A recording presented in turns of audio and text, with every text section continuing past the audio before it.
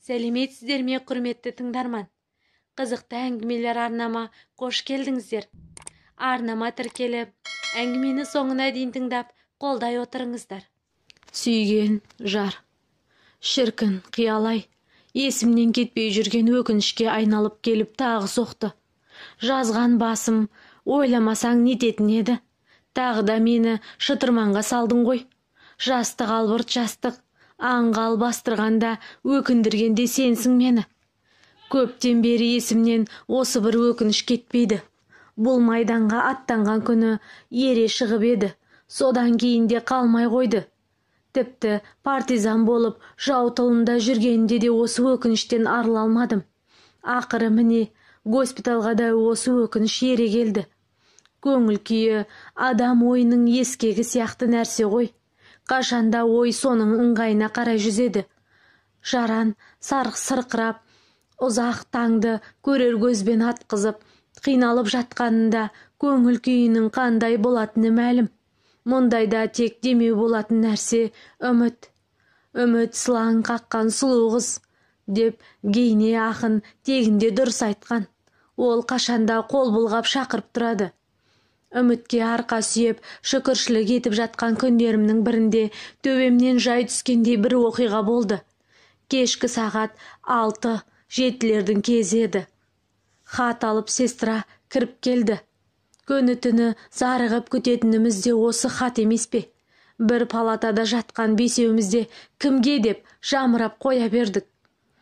Балқашевке, деді де менің оң жағымдағы жаралы лейтенантқа ұсынды.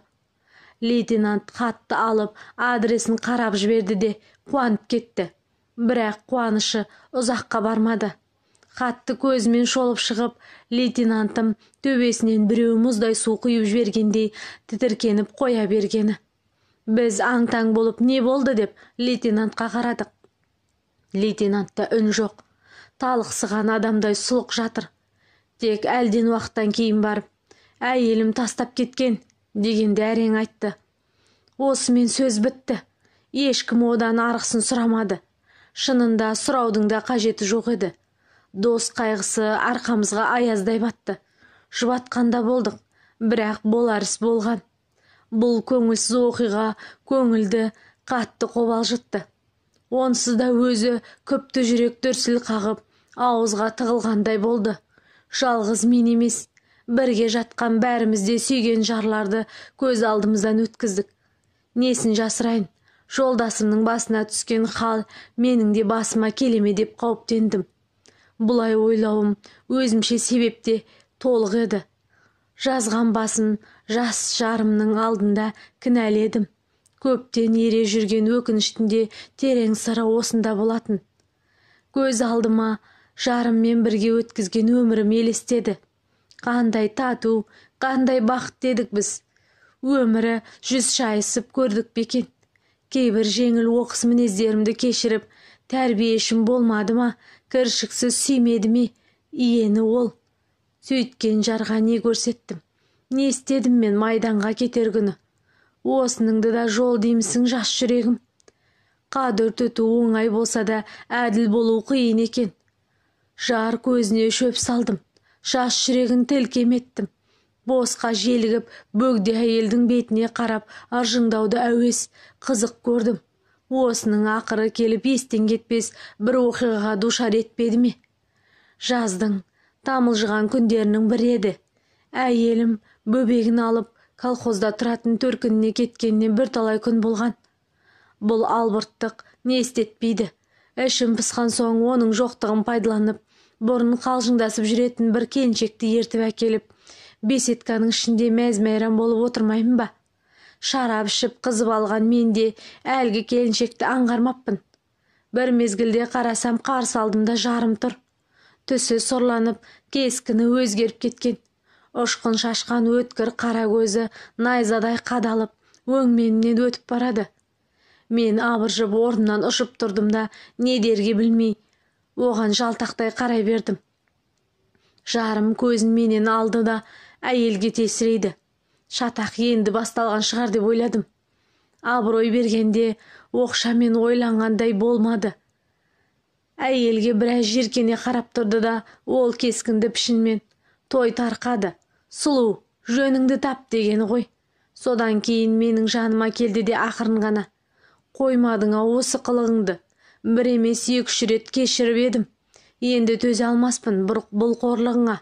Жетер. Жаман әйел алдында арыңды төкпейін. Кейін сөйлесерміз жақсылап, деді. Осыны айтты да ол үйге кіріп кетті. Әлгі әйелді дереу жөніне тартты. Мен жерге кіргендей болып қалдым. Шынында әйелім шу көтеріп байбаламға салса, мұндай жасымағанда болар едім. Ақылдылыққа салынып, мені мақтамен бауыздап, діңкемді құртқаны ғой. Үлкен адамгершілігі мұнысы. Қызғаныш оты жүрегін улап тұрса да, ер намысын, өз намысындай қорғауға құдіреті жеткен жарға табынбассың ба? Осындай адал жардың да махаббатын аяққа басамыз ау. Итшілік қой бұл. Осындай ой дариясына шомып тұрғанымызда: Шангереев осында ма? Деген дауыс құлағыма шалынды. Басымды жоғары көтерсем, соғыс комиссариатынан шақыру қағаз келген адам екен. Ала салдым да дереу тысқа шықтым. Сонымен мен таңертең майданға аттануға тиіс болдым. Бұл хабарды естіген дос-жарлар жиылып та үлгірді.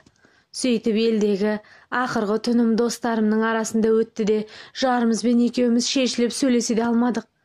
Ақыры томаға тұйық күйде аттануға тура келді.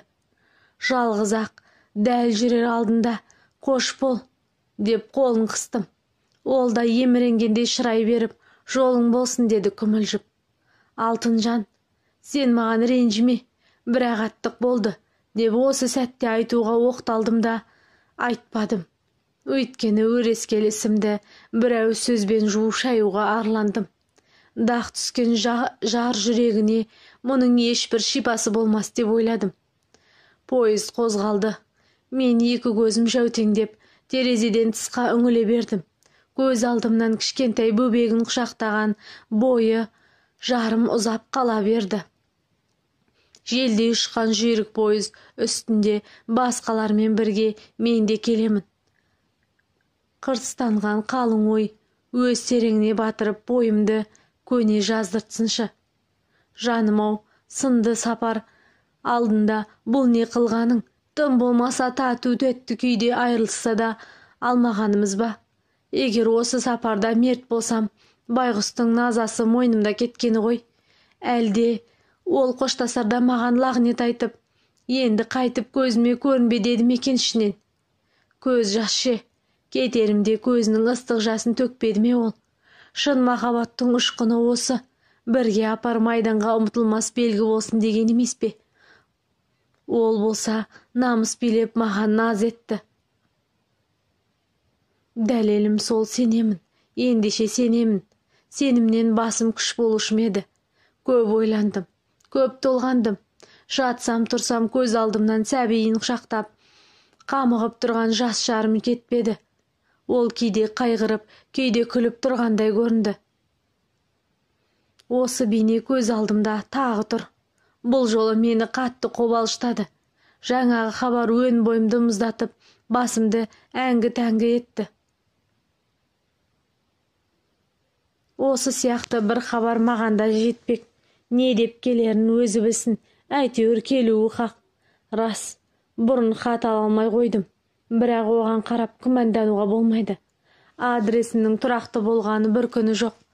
Онда кеттім, мұнда кеттім. Ақырында жаудың тылынан бір-ақ шықтым. Одан босанысымен ауыр жараланып, госпитальда жатқаным мынау. Осында келісімен хат жазғамын. Шаман жақсы болсын, жауабы келуге тиіс. Сендей мүгедектің керегі жоқ дейме, әлде көптен сақтаған жылы сөзін жолдайма? Ол арасы маған тұман. Мені қинап жатқандарда осы жауаптар. Бір-біріне қарсы екі ой жүрегімнің терең түбінен бас көтеріп өзара сілкілесуде. Күдікке, жаманшылыққа сүйрейді. Бір кезде жарық шағын елемей, оған мән бермей жүрген басым, енді оның бір ғана жылы сөзіне зәру болдым. Адал жардың махаббатын енді ғана қадір тұтып жатқанымды білем екен. Бір ғана жылы сөзі, төбемізді көкке көтеретіндей ойлай ма екен олар? Солдат жанын оққан жардан айналса болмай ма? Сол айтқандай, әне міне дегенше зарыға күткен хатты келіп үлгірді. Адресіне қараймын, әйелімнің өз қолымен жазылған. Бірақ ашуға жүрегім дауаламайды.